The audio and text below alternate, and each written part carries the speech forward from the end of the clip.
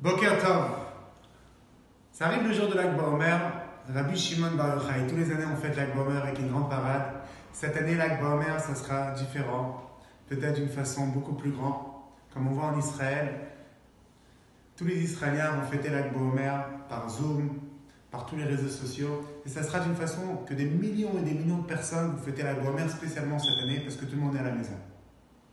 Alors la question est, pourquoi on fête l'Akba Omer?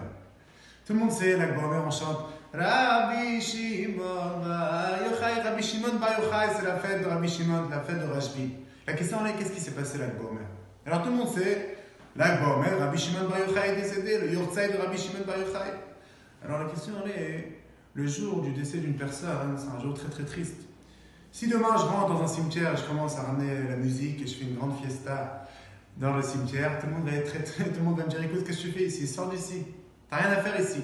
L'Akba Omer, c'est un jour qu'on est censé être triste.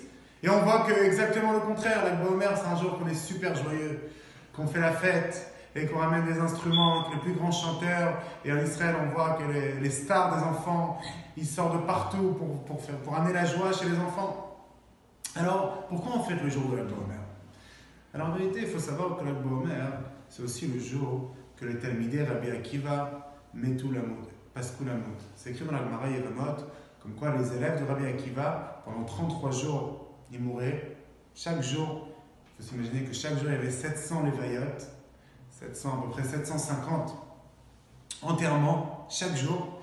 Et le jour de la grand-mère, Paskulamot, la Gemara a dit qu'ils ont arrêté de mourir. C'est pour ça qu'on fait une grande fête. Pourquoi? Parce qu'ils ont arrêté de mourir. Et ce jour-là, Rabbi Akiva est venu et a pris les 5 élèves qui restaient, Rabbi Shimon Bar Yochai, Rabbi Meir ben Hanez, Rabbi Yehuda bar Ilai, Rabbi Yosef, Rabbi Nechemia.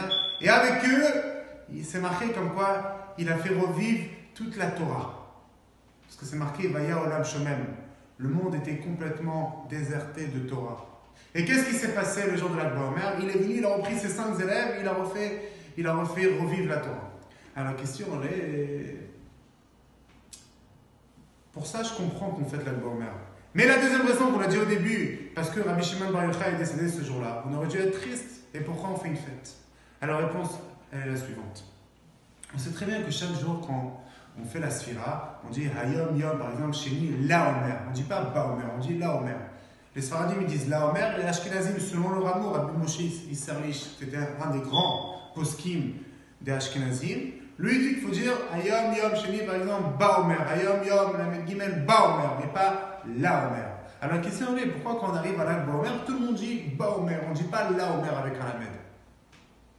Alors la réponse, elle est qu'en vérité, comme ça le Rabbi de Lubavitch a dit une fois, l'Akba Omer, si on enlève le Vav, c'est la même valeur numérique que Moshe.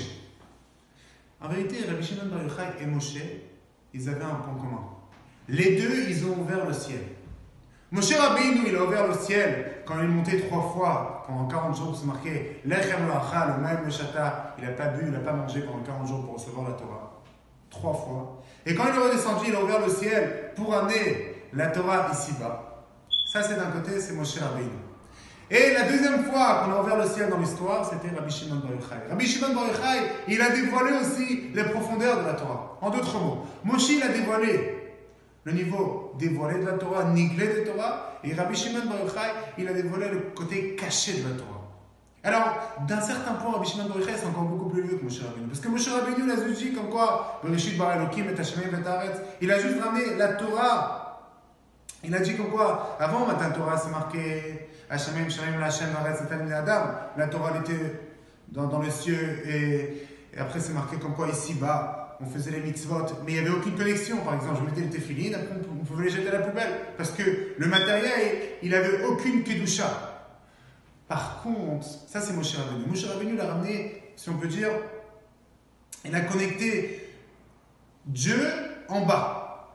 Ça c'est Bereshit bara Elokim et Hashemayim et Haaretz. Il a expliqué comme quoi il y a ce qui se passe, c'est ce qui s'appelait la Torah. Par contre, Rabbi Shimon Bar Yochai, pas seulement, il a dit à l'homme comme quoi, toi t'es matériel, et toi, ton matériel, il va être spirituel. Non. Il l'a dit comme ça.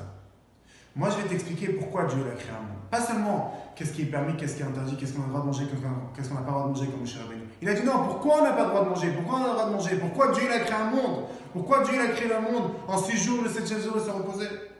Et ça, c'est un niveau encore plus élevé parce qu'on peut comprendre chaque chose, on peut se connecter avec chaque chose. En d'autres mots, Rabbi Shimon Bar Yochai, il a dévoilé le côté caché, le côté mystique, le côté spirituel qu'il y a dans chaque chose.